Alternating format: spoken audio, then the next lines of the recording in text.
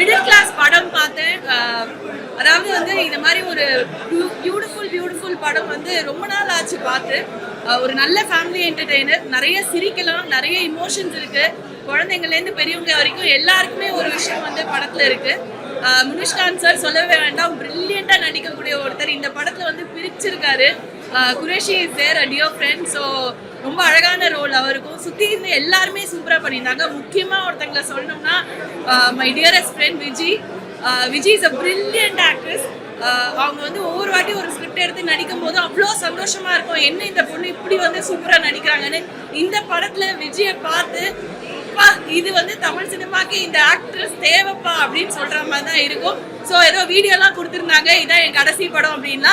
இன்னொரு அந்த படத்துல வர மாதிரி ஒரு சீன் மாதிரி அவங்க வந்து திருப்பி ஒரு வீடியோ எடுத்து இல்லைங்க நான் இனிமேல் நடிக்கிறேன் அப்படின்னு நாங்கள் வந்து பண்ண வச்சிடுறோம் கண்டிப்பாக. பிகாஸ் நம்ம வந்து இந்த மாதிரி ஒரு ஆக்டரை வந்து மிஸ் பண்ண முடியாது அப்படின்னு தான் நினைக்கிறேன். மிடில் கிளாஸ் எல்லாரும் போய் பாருங்க, மொத்த ஃபேமிலிக்கும் ரொம்ப பிடிக்கும். நீங்க எல்லாருமே என்ஜாய் பண்ணுவீங்க. It is a brilliant movie.